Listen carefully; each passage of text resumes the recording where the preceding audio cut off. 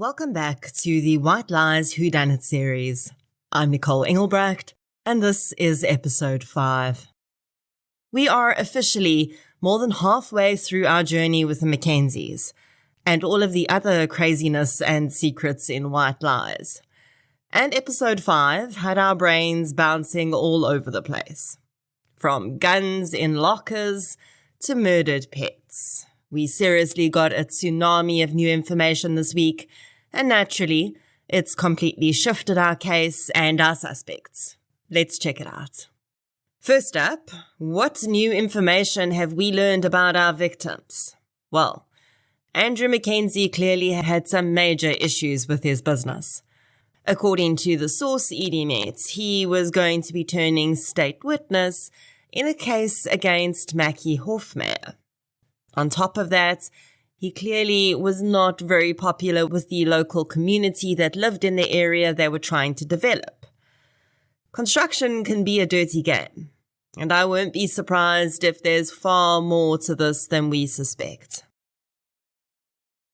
This news really widens up the possibility of motive for Andrew's murder. Did one of the community members take revenge? Or did Mackie want to get Andrew out of the way?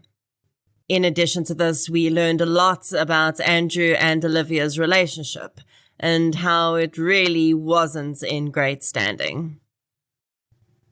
Olivia seems to have been in turmoil, drinking a lot, and of course we now know for sure having some level of affair with Robert. He claims that she loved him too, but we haven't heard that from her mouth. And really, she could have just been enjoying the attention and thrill of the chase, considering she was unhappy in her marriage. I mean, let's be honest. Love is wonderful, right? But look at the life Olivia had. Was she really going to give that up and run away with someone the same age as her son? So, let's talk about Robert as a suspect. Firstly, Robert has a gun, and according to 40's boss, that gun's ballistics match the bullets found in Andrew McKenzie's body. Now, 40 was surprised at that, and I'll admit I was too. Those results came back awfully fast. Yeah, I don't know. I think we'll have to keep an eye on that one. But the very fact that he has a gun most definitely increases his stakes as a suspect. And then there's his confession to being in love with Olivia, and his admission that he's glad Andrew is dead. Add to that the fact that Daniel had caught him, well, you know, in the garden, looking at his mom, and Robert's general anger at the Mackenzie family might just have been enough to turn deadly. I do kind of agree with Edie, though, that 40's suggested scenario for how the murder and attack on Olivia could have happened with Robert as the suspect does not really fit. But he was arrested near the end of the episode, so we definitely need to up his suspect rating to at least a 4.5 out of 5. Something seriously major is going to have to come up to get him out of this. Now, over to the other young man in the series, Daniel. He may have thought he'd gotten out of trouble with the gangs, but those guys never forget. Lucky for him, auntie/mommy, which he doesn't know yet, Edie, had a plan. But when Jamie was telling Edie about the problem, and when she was talking to Daniel, she alluded to something he'd done. That whole, "you can't do that again" statement. Do what again, exactly? I'm really torn with Daniel. This kid has got so much going on in his life. And until his dad died, it actually seemed like he was balancing everything pretty decently. He had a plan. And yes, his dad being out of the way might have been something he wanted, but in the end, it's been the catalyst for everything going belly up. Really, he could still be a suspect, but I don't think he's the most significant suspect right now. So I don't think his suspect rating needs to be adjusted.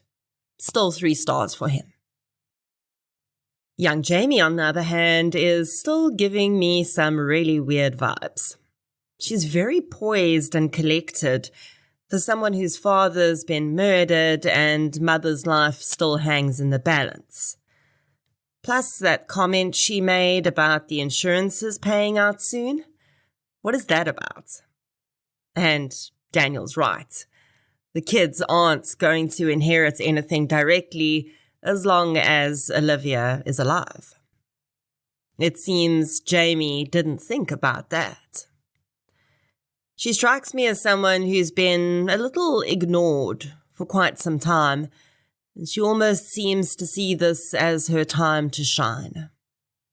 She's really pushing for that play to continue, so much so that she doesn't seem to mind playing a romantic role with her brother. Again, really odd obsessive behavior from her toward Daniel. It still feels a little unlikely that Jamie would have been able to commit this murder without her brother. But at this point, her strange behavior pushes her a little above Daniel in suspect rating right now. 3.5 it is. And then there is Mackie Hofmeyer, and all his creepy behavior started to make sense in this episode. He is seriously dodgy, and apparently Andrew knew it. Maybe that's why Andrew is dead. If Mackie is colluding with people to get what he wants business-wise, he wouldn't want Andrew to stand in the way of that. Him wanting that paperwork back so urgently is also a huge red flag. He doesn't want anything stopping this project.